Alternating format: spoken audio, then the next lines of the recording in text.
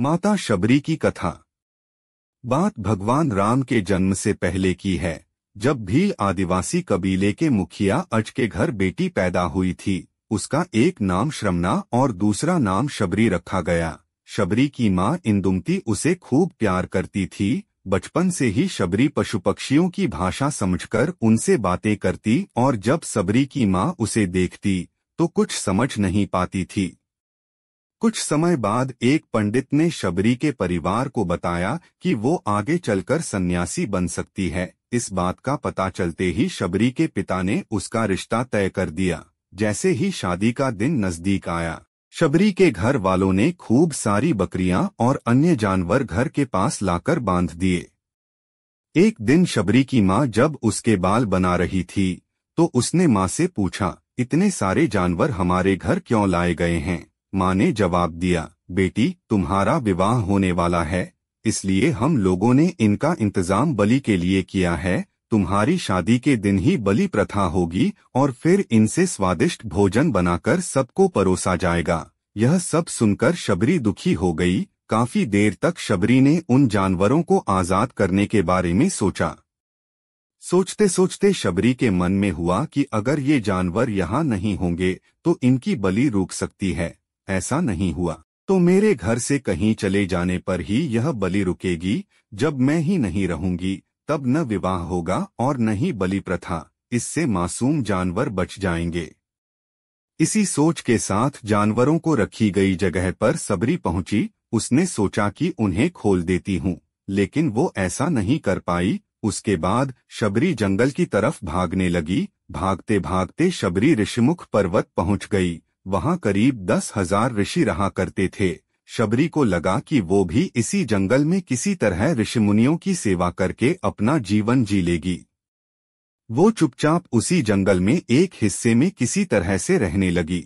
शबरी रोजाना ऋषिमुनियों की झोपड़ी के आगे झाड़ू लगाती और हवन के लिए लकड़ियां भी लाकर रख देती। ऋषिमुनियों को समझ नहीं आ रहा था कि जंगल में उनके काम अपने आप कैसे हो रहे हैं। एक दिन शबरी को किसी ऋषि ने देख लिया। उसे देखते ही उसका परिचय पूछा। जैसे ही शबरी ने बताया कि वो भी आदिवासी परिवार से संबंध रखती है तो उसे ऋषियों ने खूब डांट लगाई। शबरी को इस बात का बिल्कुल भी पता नहीं था कि उसकी जाति छोटी है और उसे ऋषियों द्वारा जाति की वजह से अपमान सहन करना पड़ेगा। इतना सब होने के बाद भी शबरी हर ऋषिमुनि के दरवाजे पहुंचती और उनके आंगन में झाड़ू लगाकर उनसे गुरु दीक्षा देने के लिए कहती। हर कोई शबरी को उसकी जाति की वजह से अपने आश्रम से भगा देता था। ऐसा होते होते काफी समय बीत गया। उसके बाद शबरी मतंग ऋषि की कुटिया में पहुंची। वहां पहुंचकर मतंग ऋषि को शबरी ने बताया कि वो उनसे गुरु दीक्षा लेना चाहती है। उन्होंने खुशी खुशी उसे अपने गुरुकुल में रहने दिया और भगवान से जुड़ा ज्ञान देते रहे। शबरी ने भी अपने गुरु मतंग ऋषि की सेवा करने में कोई कसर नहीं छोड़ी। वो गुरुकुल के भी सारे काम करती थी। शबरी से खुश होकर मतंग ऋषि ने उसे बेटी मान लिया था। समय के साथ मतंग ऋषि का शरीर बूढ़ा हो गया। उन्हें एक दिन शबरी को अपने पास बुलाया और कहा, बेटी मैं अपना देह त्यागना चाह रहा हूँ। बहुत साल हो गए इस शरीर में रहते रहते। शबरी ने दुखी मन से कहा, आपके ही सहारे मैं इस जंगल में रह पाई हूँ। आप ही चले जाएंगे तो मैं जीकर क्या करूँगी? आप अपने संग मुझे भी ले जाइए, मैं भी देह त्याग दूंगी। मतंग ऋषि ने जवाब दिया, बेटी तुम्हें चिंता करने की जरूरत नहीं है। राम तुम्हारी चिंता करेंगे और ध्यान भी रखेंगे। शबरी ने राम का नाम सुनने के बाद पूछा, वो कौन है और उन्हें मैं किस तरह से ढूंढूंगी? मंतग ऋषि ने बताया, राम कोई और नहीं भगवान हैं। वो तुम्हें सारे अच्छे कर्मों का फल देंगे। तुम्हें उन्हें ढूंढने की कोई जरूरत नहीं है। वो एक दिन खुद तुम्हें खोजते हुए इस कुटिया में आएंगे और तुम्हें उनके हाथों ही मोक्ष मिलेगा। तब तक तुम इसी आश्रम में रहो। इतना कहते ही मंतग ऋषि ने अपना शरीर त्याग दिया। शबरी के मन में मंतग ऋषि के जाने के बाद से एक ही बात थी कि भगवान राम स्वयं उससे मिलने आएंगे। वो रोज भगवान राम से मिलने के लिए बाग से अच्छे अच्छे फूल लाकर पूरा आश्रम सजाती और भगवान के लिए बेर तोड़कर लाती। भगवान के लिए बेर चुनते हुए शबरी उन्हें चख लेती थी। ताकि भगवान वो सिर्फ मीठे बेर ही दे। रोजाना शबरी इसी तरह भगवान के दर्शन की आस में फूल और बेर इकट्ठा करती रहती थी। इसी तरह इंतजार में कई साल बीत गए। शबरी का शरीर एकदम वृद्ध हो गया। एक दिन आश्रम के पास के ही तालाब में शबरी पानी लेने के लिए गई। तभी पास के ही एक ऋषि ने उसे अछूत कहते हुए वहां से भागने के लिए कहा और एक पत्थर मार दिया। वो पत्थर जब शबरी को लगा तो उसे चोट लगी और खून बहने लगा। बहते हुए खून की एक बूंद उसी तालाब के पानी में गिर गई। तभी पूरा तालाब का पानी खून में बदल गया।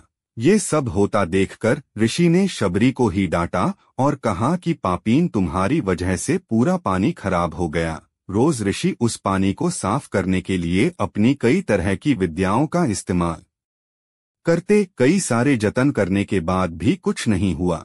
फिर उन्होंने गंगा जैसी कई पवित्र नदियों का जल भी उस तालाब में डाला, फिर भी तालाब का पानी साफ नहीं हो पाया और वो खून जैसा ही रहा। कई सालों तक तालाब के पानी को साफ करने की कोशिश के बाद भी कुछ काम नहीं आया तो ऋषि ने थककर सब कुछ छोड़ दिया। इस घटना के कई सालों के बाद भगवान राम अपनी पत्नी सीता के हरण के बाद उन्हें ढूंढते हुए उसी तालाब के पास पहुँचे। ऋषि मुनियों ने उन्हें पहचान लिया। भगवान को वहां देखकर ऋषियों ने तालाब का पानी साफ करने के लिए भगवान को अपने पैर उसमें डालने के लिए कहा, लेकिन पानी जैसे का तैसा ही था। ऋषिमुनियों ने भगवान से भी कई अन्य जतन करवाए, लेकिन वो पानी जस का तस खून जैसा ही रहा। तब भगवान ने ऋषियों से पानी के रक्त में बदलने की कहानी पूछी। तब ऋषि ने शबरी को पत्थर मारने वाली सारी बात बता दी। उसके बाद कहा कि वो महिला ही अपवित्र है, छोटी जात की है, इसलिए ये सब हुआ है। उसी वक्त भगवान राम ने कहा, ये सब आप लोगों के खराब वचनों से हुआ है। शबरी को इस तरह के शब्द बोलकर आप लोगों ने उसे नहीं बल्कि मेरे दिल को घायल किया है। इसी घायल दिल के रक्त का प्रतीक यह तालाब का लाल पानी है। आगे भगवान राम बोले, कहाँ हैं वो माई, मैं उनसे मिलना चाहता हूँ। तब तक शबरी उसी तालाब के पास पहुँच जाती हैं। इस दौरान शबरी के पैर को ठोकर लगती है और कुछ घूल उस तालाब में गिर जाती है। तभी सारा पानी साफ हो जाता है। भगवान सबसे कहते हैं कि देखिए, आप लोगों ने क्या कुछ नहीं किया, लेकिन पानी साफ नहीं हो पाया। अभी सिर्फ इनके पैर की थोड़ी सी धूल ने ही तालाब का पानी साफ कर दिया। भगवान राम को शबरी पहचान चुकी थीं। उन्हें प्रणाम करके शबरी ने कहा, भगवान आप मेरे साथ कुटिया में चलिए। भगवान भी खुशी खुशी शबरी के साथ चल पड़े। फूलों से शबरी ने भगवान राम का स्वागत किया। वो सीधे बेर तोड़ने के लिए भाग गईं और चकचक कर उनके लिए बेर लेकर आई। उन्होंने बड़े ही प्यार से भगवान राम और उनके भाई लक्ष्मण को बेर दिए। भगवान राम ने भी उतने ही प्यार से उन बेर को खाना शुरू किया। तभी बेर देखकर मुंह बनाते हुए लक्ष्मण ने कहा, भैया ये बेर जूठे हैं, इन्हें आप कैसे खा सकते हैं? भगवान ने जवाब दिया, लक्ष्मण ये जूठे नहीं बल्कि बहुत मीठे हैं। शबरी माई हम सबके लिए ये बहुत प्यार से तोड़कर लाई हैं। इतना कहकर भगवान राम प्यार से उन बेर को खाने लगे। भगवान ने जाते हुए शबरी माई से कहा, आप मुझसे जो चाहे वो मांग सकती हैं। शबरी ने उन्हें कहा, मतंग ऋषि के कहने पर मैं आज तक सिर्फ आपके दर्शन करने के लिए जी रही थी। अब आप मुझे मोक्ष प्रदान कीजिए, मैं अपना शरीर आपके सामने ही त्यागूंगी। उसी वक्त शबरी ने अपना शरीर त्याग दिया।